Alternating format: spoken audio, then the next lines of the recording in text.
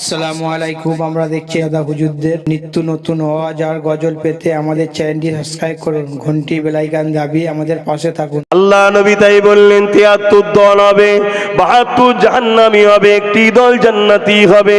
কোন দল জান্নাতি হবে? নবী বললেন যে দলে আমার নীতি আদর্শ কথাবার্তা চাল চলন রয়েছে, যে দলে আমার সাহাবাদের নীতি আদর্শ চাল চলন কথাবার্তা রয়েছে। তাহলে আমাদেরকে সাহাবাদের ফলো করতে হবে, আমাদেরকে নবীকে ফলো করতে হবে। এ যুবকেরা, তরুণেরা, বাপেরা, আল্লাহ নবীর সাহাবী হযরত খালিদ বিন ওলীদ এইভাবে বিছানাতে যখন স্ত্রীকে আফসোস করে বলতে লেগেছে, আল্লাহ কেন আমাকে শহীদের মর্যাদা দিল না? ওই সময় স্ত্রী সান্ত্বনা দিতে লেগেছে, এ আমার প্রাণের স্বামী, দুনিয়ার কোন শক্তি আছে আল্লাহ তরোয়ালকে ভেঙে দিতে পারে? আল্লাহ আপনাকে সাইফুল্লাহ বলেছে, আল্লাহ তরোয়াল বলেছে। এই আল্লাহ দুনিয়ায় কারো কাছে তার তরোয়ালকে ভেঙে দিতে চাইনে। অবশ্যই আল্লাহ আপনাকে অনেক সম্মানিত করবে, আপনি হলেন আল্লাহ পাকের তরোয়াল।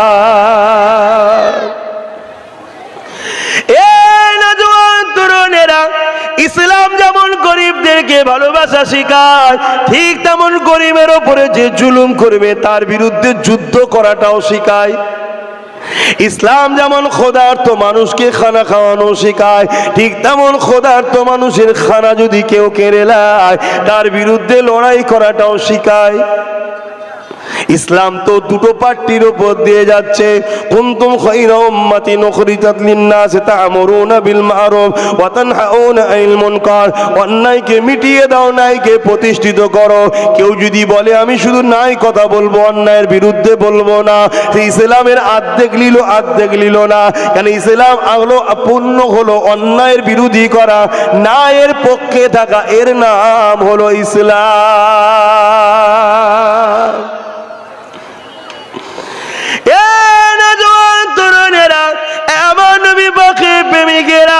এতে যদি দুনিয়া তোমার উপরে জুলুম করে, তোমাকে সমস্ত জুলুমটাকে মনে নিতে হবে আল্লাহর পরীক্ষা হচ্ছে শুধুমাত্র। এতে তোমাকে ঘাবড়ালে হবে না, এতে তোমাকে চিন্তা করলে হবে না। হযরত বেলাল হুজুরের উপরে কেমন জুলুম হয়েছিল ইতিহাস তো সবই তোমরা জানো। হযরত বেলাল হুজুর যখন ন্যায়ের পক্ষে চলে এলো, অন্যায়ের বিরুদ্ধে দাঁড়িয়ে গেল, ইনসাফের পক্ষে চলে গেল, মানবতার পক্ষে চলে এলো, ইনসাফির বিরুদ্ধে দাঁড়িয়ে গেল। ওই সময় উমাইয়া নামক জালিমটা হযরতে বেলাল হুজুরকে মক্কার বাজারে নিয়ে গিয়ে তার উপরে কত জুলুম অত্যাচার করেছে। পায়ে শিকল বেঁধে দিয়ে, ঘোড়ার সঙ্গে বেঁধে দিয়ে টেনে টেনে ছুট করিয়েছে, গরম বাড়ির উপরে শুইয়ে দিয়ে বুকের উপরে ভারী পাথর চাপিয়ে দিয়েছে। জাবানে যখন আল্লাহ ডাকে, নবী ডাকে, রডকে গরম করে বেলাল হুজুরকে ছেঁকা দিয়েছে। বেলাল হুজুরের জিভটা ফেটে যায়, এই ফেটে যাওয়ার জন্য তুতুলা হয়ে যায়। এ যুবকেরা, তরুণেরা, বাপেরা, এত অত্যাচার জুলুম হওয়ার পরও বেলাল হুজুর নিজের জান দিয়াকে পছন্দ করেছে, আল্লাহ ও রসুলকে ছেড়ে দেওয়া পছন্দ করেনি।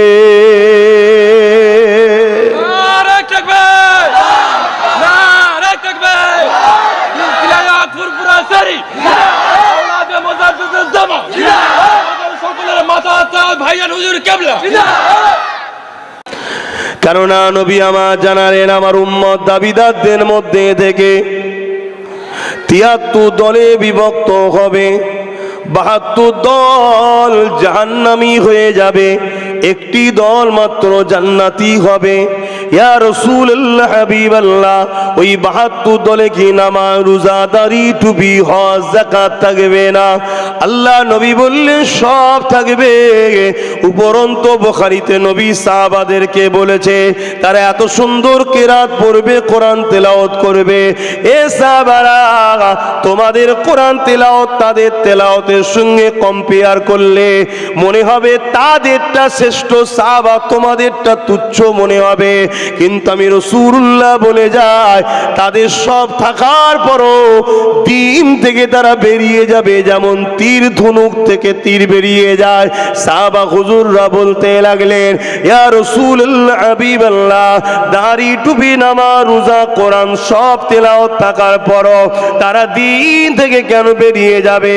আল্লাহ নবী জানালেন, তাদের অন্তরে আমি রাসূলুল্লাহ আমার হাইয়া থাকবে না, আমি নবী আমার প্রেম আদব থাকবে না। শুনছেন?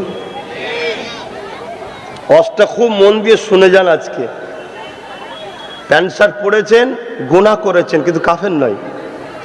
দাড়ি চেঁচেছেন, গুনাহ করেছেন, কাফের নয়। ভুল করছেন, গান শুনছেন, সিনেমা দেখছেন, গুনাহ করছেন, কাফের নয়। ঈমান এখনো আছে। কাল আল্লাহ চাইলে হিদায়েতের রাস্তায় সম্পূর্ণ আসতে পারেন, কিন্তু নবীর শানে যাররা পরিমাণ বিয়াদবি হয়ে গেলে, নবী তো অনেক দূরের ব্যাপার। নবী পাক সাল্লাল্লাহু আলাইহি ওয়াসাল্লামের জুতা মুবারক, জুতা এই মুবারক বলতে গিয়ে যদি মুখ আটকে যায়, জুতোকে মুবারক বলবো, তাহলে ঈমান চলে যাবে। তাহলে জুতোটা ফ্যাক্ট নয়, কার কদম পাকে আছে ওটা হলো ফ্যাক্ট। আমি কি ওয়াজ করছি শুনছেন তো সবাই? হ্যাঁ, মন দিয়ে শোনেন বাপ। আর যার দিলে নবী আছে, আল্লাহ তাকে কামিয়াবির রাস্তা অবশ্যই দেখাবে। জোরে বলুন সুবহানাল্লাহ। এই যে গাছগুলো দেখছেন, কত ডাল পাতা রয়েছে দেখুন। যদি কেউ ডালগুলো কেটে ফেলে, পাতাগুলো ঝরে যায়, গাছটা কি মরে যাবে? কেন মরবে না? আমি একটু ভূমিকাটা দিয়ে নি, তারপর আরো আলোচনায় যাব। একটু সরাসরি দেন, কেন মরবে না? ওর মূল আছে। মূলটা কোথায় থাকে? মাটির নিচে। তার মানে মূলটা হলো দামি জিনিস, দামি জিনিস সেফটিতে থাকে। ডাল কাটলে লোক কিন্তু সমালোচনা করবে, এই ডাল কাটছিস কেন, দেখা যাচ্ছে, কিন্তু ডাল কাটার পরেও কিন্তু বেঁচে থাকবে। মূল ঠিক থাকার জন্য দেরি হলো, আবার ডাল গজাবে, আবার পাতা গজাবে। কিন্তু আর একটা গাছ, যে গাছের ডালপালা কেউ কাটেনি, কিন্তু গাছের দরদি সে যে গাছের গোড়ায় বসে গরম পানি দিয়ে মূলটাকে মেরে দিচ্ছে, ও গাছটা একেবারের মতো শেষ, আর বাঁচবে কোনোদিন? পাতাটা তার কোনোদিন ডালপালা কাজে লাগবে? সব শেষ। এই গাছটা হলাম আমরা, ডালপালা হলো নামাজ রোজা দাঁড়ি টুপি হজ যাকাত। এগুলোর ওপরে কেউ বললি কিন্তু দেখা যায়, তাই এগুলোকে কেউ কাটতে যাচ্ছে না। মুনাফেকরা গাছের দরদি সেজে, আমাদের দরদি সেজে, ইসলামের দুশ্মনদের টেকালি আমাদের সঙ্গে বসে ওই মূলটা হলো আমাদের ঈমান, ওখানে গরম পানি দিচ্ছে। তার মানে আমার নবীর শানকে ছোট করছে, আমার নবীর প্রেম ভালোবাসা আমাদের থেকে কেড়ে নিচ্ছে। কেন? আমি আবার একবার রিপিট করছি, আমাদের দিলে যদি নবীর প্রেম ভালোবাসা থাকে, পৃথিবীর কোনো শক্তি নেই আমাদের মিটাতে পারবে। জোরে বলুন সুবহানাল্লাহ। আমরা সবাই বলি, আল্লাহ আপনার রহমত ছাড়া বাঁচা যাবে না। আমার আগে মৌলানা সাহেব আলোচনা করছিলেন, ওমা আরসালনাকা ইল্লা রাহমাতাল লিল আলামিন। এই রহমতটা আল্লাহর কি? আল্লাহর রহমত ছাড়া বাঁচা যাবে না। আল্লাহর রহমতটা হলো আল্লাহ পাকের বন্ধু মুহাম্মাদুর রাসূলুল্লাহ।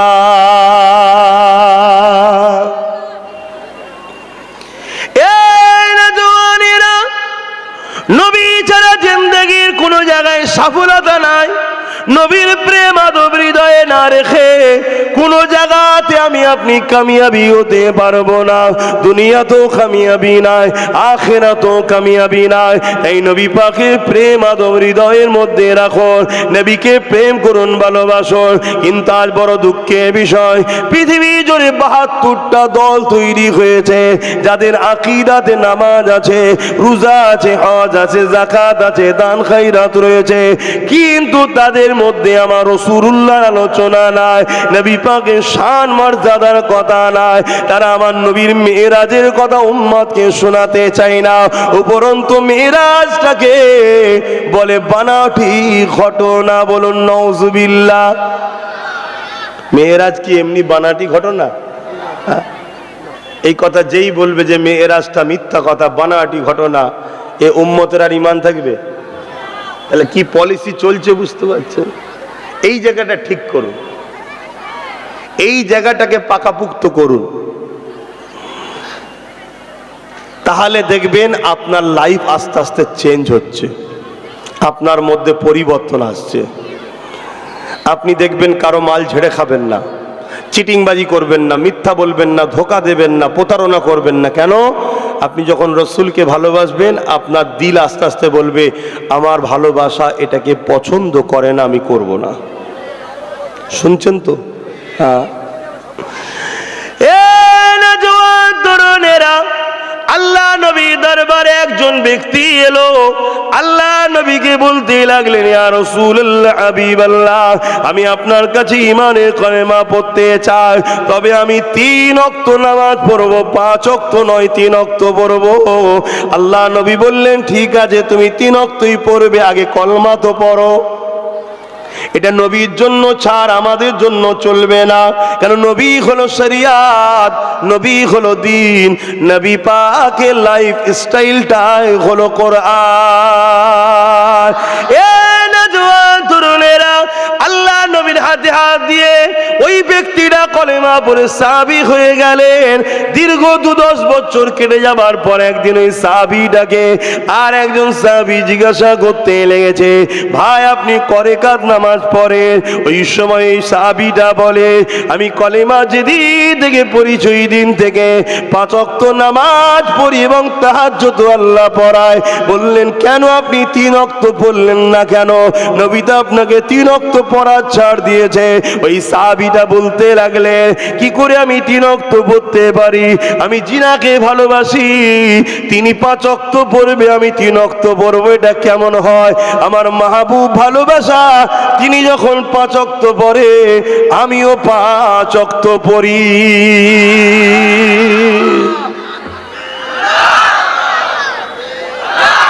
আমাদের হৃদয়ে নবীর প্রেম নেই বলেই আজকে কিন্তু আমরা ধ্বংসের দিকে।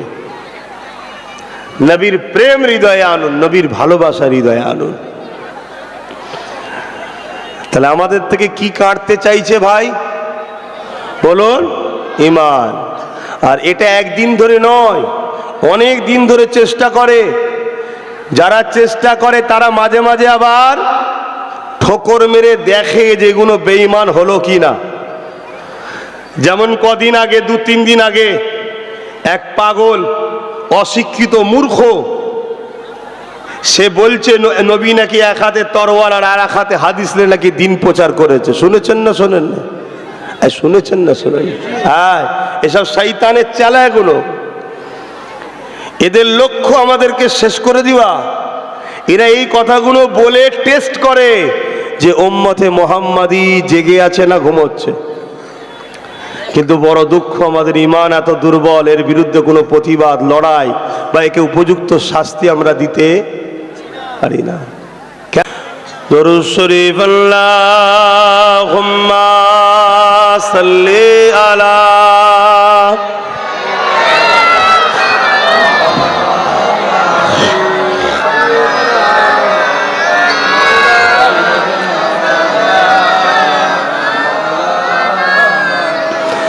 মুসলমান ঘরে ছেলেমেয়েরা, তরুণেরা, বাপেরা, ইমানদার কখনো আল্লাহ ছাড়া অন্য কাউকে ভয় করবে না। এ নওজোয়ান তরুণেরা, আল্লাহকে যারা ভয় করবে, ফায়দা কি হবে? ওয়ালিমান খাফা মাকাম রাব্বিহি জান্নাতান। সূরা রহমানের মধ্যে আল্লাহ জানান, এ দুনিয়ার মানুষের, আমি আল্লাহ আমাকে যারা ভয় করবে, আমি আল্লাহ তাদেরকে দুটো জান্নাত দেব। আর আল্লাহকে যারা ভয় করবে তাদেরকে দুনিয়ার প্রত্যেকটা জালিমরাই ভয় করবে।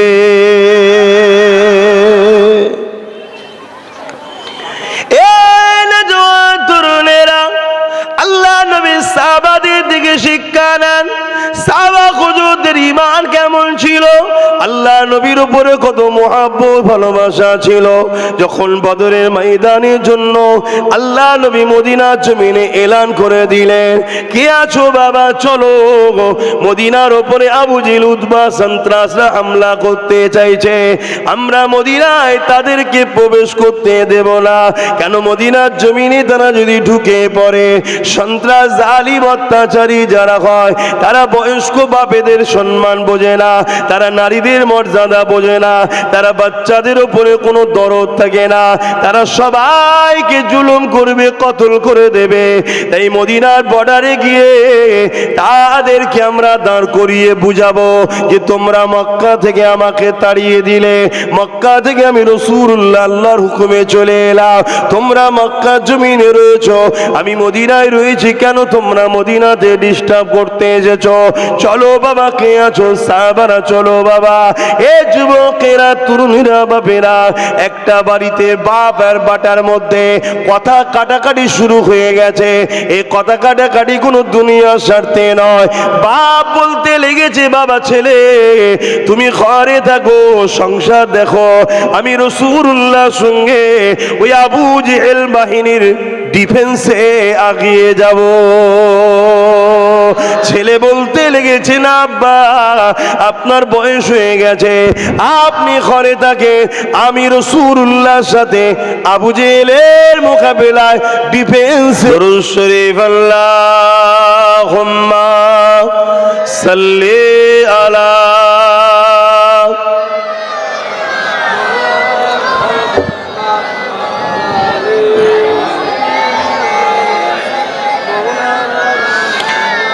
এখানে একটা মসলা আপনাদেরকে বলে দিই, জুলুম করা ইসলামে হারাম, জান বাঁচাবার জন্য ডিফেন্স করা ইসলামে ফরজ।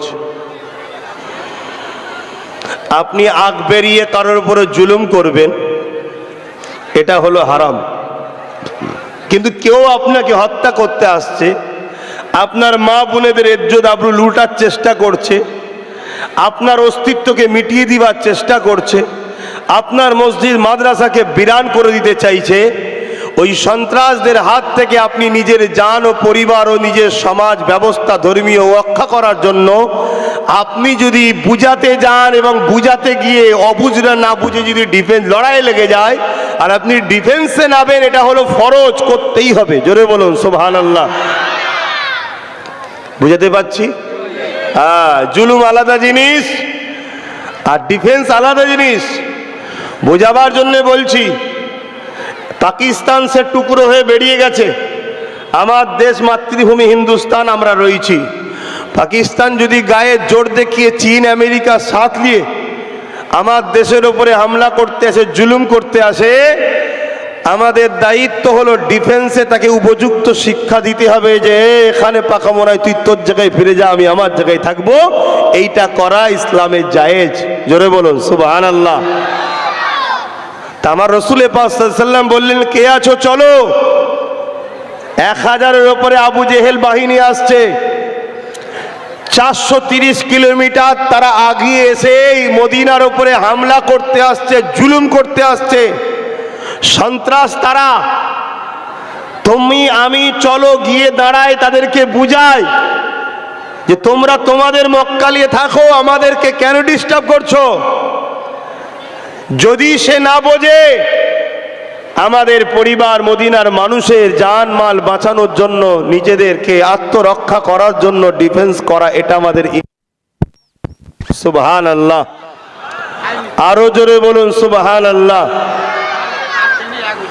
তো একটা বাড়িতে বাপ আর বেটা কি বলছে? বাপ বলছে আমি যাব হুজুরের সাথে, আর বেটা কি বলছে? আমি যাব। ঈমান কাকে বলে বুঝছেন তো নাকি? আর এখন হক কথা বলতে গিয়ে চিন্তা করছে জেল হয়ে যাবে না তো, হক কথা বলতে গিয়ে চিন্তা করছে আমার মাইনেটা আটকে যাবে না তো, হক কথা বলতে গিয়ে চিন্তা করছে আমার টোটো গাড়ি আটকে যাবে না তো, আমার কারবার বন্ধ হয়ে যাবে না তো। এসব ঈমানের দুর্বলতার প্রমাণ। কথা কিছু বুঝলে? কেন? ঈমানদার জানে সূর্য সকালে উঠবে আমি রাত্রিরে ঘুমিয়ে সকালে না উঠতে পারি, এই জিন্দেগি আল্লাহ দিয়েছে, আল্লাহর জন্য চলবে। এই জিন্দেগি আল্লাহ দিয়ে আল্লাহ রাস্তায় চলবে। আল্লাহ জানিয়ে দিয়েছে মা তাকুমুর রাসূল ফাখুযুহু ওয়া মা নাহাকুম আনহু ফান্তাহু। আমার নবী যা দিয়েছে নিয়ে নে, নবী যা ছাড়তে বলেছে ছেড়ে দে। নবীর পক্ষে দাঁড়াবো, এটাই হলো আমাদের জিন্দেগি। এদের দুনিয়ায় আমাকে কে কি বললো দেখার দরকার নাই। কে মৌলবাদী বললো, কে গোড়া বললো, কে আনকালচার বললো, কে মোল্লা বললো, কে বললো কি দেখা দরকার নাই। কেননা জিন্দেগি তো কেউ দেয়নি, জিন্দেগি যখন আল্লাহ দিয়েছে আল্লাহ রাস্তাতেই চালাবো। তরুণেরা, এই বাপ আর বেটার কথাটা আল্লাহ নবীর কাছে চলে এলো, আল্লাহ নবীর কাছে বিচার এসে গেল। বাপ বলতে লেগেছে আর রাসূলুল্লাহ হাবিবাল্লাহ, আমি আমার ছেলেকে বলছি ঘরে থাকতে, ও থাকতে চাইছে না, ও আপনার সঙ্গে যেতে চাইছে। হুজুর আপনি আমাকে ইজাজত দেন, ছেলেকে ঘরে থাকার জন্য ইজাজত দেন। ছেলে বলছে না ইয়া রাসূলুল্লাহ। কেন? আবু জেহেল না 1000-এর উপরে, তাদের হাতে অস্ত্র তরোয়াল রয়েছে, তীর বল্লম রয়েছে। ইয়া রাসূলুল্লাহ আমাদের সংখ্যা অনেক কম, আমাদের তো কেউ কিছুই হাতে নাই। তাই হুজুর আমি যুবক ছেলে, আমাকে ইজাজত দেন। বাপ মুরব্বী মানুষ ঘরে থাকো। আল্লাহ নবী বড় খুশি হয়ে গেলেন। সাহাবাদের এই আল্লাহর রাহে হকের পক্ষে জীবন বলিদানের কথা দেখে রাসূলুল্লাহ বড় খুশি হলেন। আল্লাহ নবী বললেন আমার সাহাবারে, এ মুরব্বী সাহাবী, তোমার ছেলে ঠিক বলছে বাবা, তুমি ঘরে চলে যাও, তোমার বয়স হয়েছে, যুবককে যেতে দাও, যুবককে যেতে দাও। যুবক বড় খুশি হয়ে গেল। আর মুরব্বী বাপটা আসমানের দিকে মুখ করে বলছে আল্লাহ কেন আমার বয়সটা হয়ে গেল, না আমি রাসূলুল্লাহর সাথে না ইনসাফ গরিবের পক্ষে দাঁড়াতে পারতাম। আরে থেকে সিলসিলা হক ফুরফুরা শরীফ, সিলসিলা হক মুজাদ্দিদের জামাত, আওলাদে মুজাদ্দিদের জামাত। আজ যখন আপনাদেরকে বলা হয় এই আসো আমি নবীর বংশের আওলাদ, আমি উলামা, তোমাকে আমি হকের জন্য, গরিবের জন্য, এতিমের জন্য ডাকছি, আসো। আমার নবীর উম্মত দাবিদার রায় 200-500 টাকায় বিক্রি হয়ে যায়। আছে না নাই? এটা ইমানের দুর্বলের কারণ। এটা কিসের কারণ? এজন্যই তো আমরা মার খাচ্ছি, দুর্দশা আমাদের এজন্যই তো খারাপ। আমরা বিক্রি হওয়া শুরু হয়েছি। আর সাহাবা হুজুরদের ঘরে খ্রিস্টান রাজা বন্দী করেছে হযরত আব্দুল্লাহ হুজুরকে। ইতিহাস আপনারা শুনেছেন, আমার নবীর এক সাহাবী বন্দী করেছে। খ্রিস্টান রাজা তার দেশের অর্ধেক রাজত্ব দেবে বলছে, সুন্দরী নারীর সঙ্গে বিবাহ দেবে বলছে, শুধু বলছে ইসলাম থেকে সরে আসো। সাহাবী বললেন আমি মরণকে পছন্দ করি, আল্লাহ ও রসুল ছাড়া পছন্দ করি না। জোরে বলুন সুবহানাল্লাহ। আর সেই নবীর উম্মত আজকে 200-500-1000-এ বিক্রি হই আমরা। তাহলে আমাদেরকে মারবে না, লুটবে না, আমার মসজিদের উপর আঘাত দেবে না, আমার ওয়াকাফকে লুটবে না, তো কাদেরকে লুটবে ভাই? তো এখনো সময় আছে, যুবকেরা পরিবর্তন হয়ে যান। আল্লাহ নবী সাহাবাদের দেখে আদর্শ জীবন গড়ুন। সাহাবা হুজুররা প্রতিটা লড়াইয়ের ময়দানে যাবার সময় দূরে কাজ শুকরানা নফল নামাজ পড়তেন, পরে আল্লাহ পাকের কাছে ফরিয়াদ করতে থাকতেন, ও রব্বি আল্লাহ পাক আপনার কাছে দোয়া চাই, মালিক হকের জন্য, গরিবের জন্য, ইনসাফের জন্য, ন্যায়ের জন্য, আপনার জন্য, রসুলের জন্য। জালিমদের অত্যাচারের মোকাবিলায় আমরা দাঁড়াতে যাচ্ছি। আল্লাহ পাক জালিমদের তীরের আঘাতে বা তরোয়ারের আঘাতে আমি যেন শহীদটা হয়ে যায় আল্লাহ, এইভাবে দোয়া চাইতে থাকতে।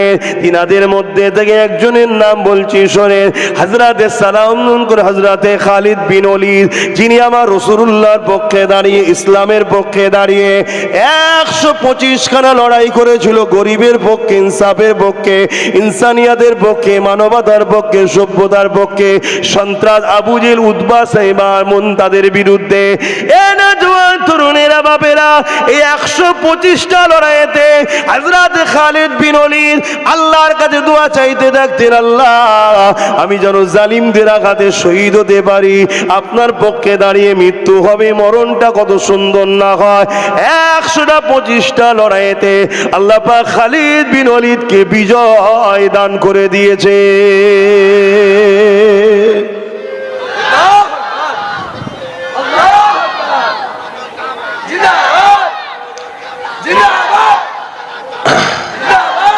আবার এই সব ওয়াজ করলে অনেক ইসলাম বিদ্বেষীদের অ্যালার্জি হয়, আর আমাদেরও মোল্লা মৌলী সাহেবরা এসব ওয়াজ বন্ধ করে দিয়েছে।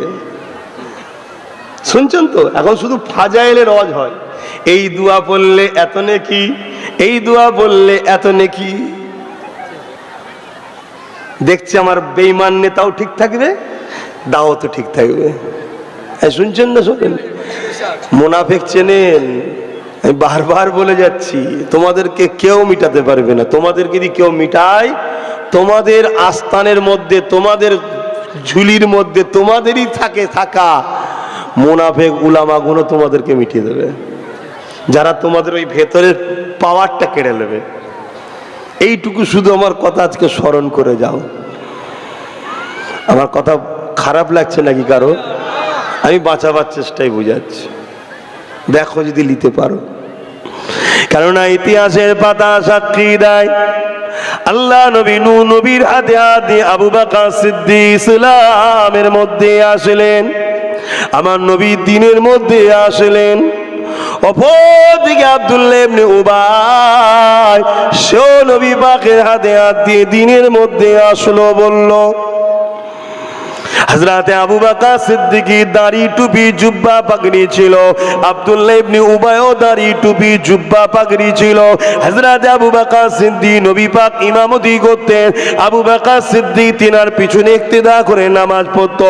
আব্দুল্লাহ ইবনে উবাইও নবী ইক্তেদা করতো, তিনার পিছনে নামাজ পড়তেন। এ যুবকের আবু বকর সিদ্দিক নবীর সঙ্গে হজ করেছে, আব্দুল্লাহ ইবনে উবাইও নবীর সঙ্গে হজ করেছে।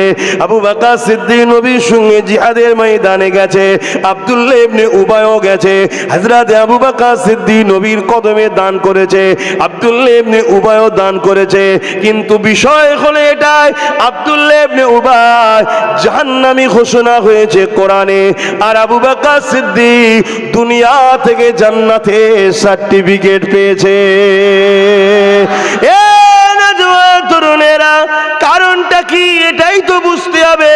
নামাজ তো দুদিকে রয়েছে, রোজা দুজনেরই রয়েছে, দাড়ি টুপি জুব্বা পাগড়ি আবু বকর সিদ্দিকেরও রয়েছে, আব্দুল্লাহ ইবনে উবাইয়েরও রয়েছে। নবী পাকের হাতে হাত আবু বকর সিদ্দিক দিয়েছে, আব্দুল্লাহ ইবনে উবাইও দিয়েছে। নবী যখন হজ করতেন, আবু বকর সিদ্দিক বসতেন, আব্দুল্লাহ ইবনে উবাইও বসতো, কিন্তু একজন জান্নাতের সার্টিফিকেট পেল, একজন জাহান্নামী হয়ে গেল। এর কারণটা কি?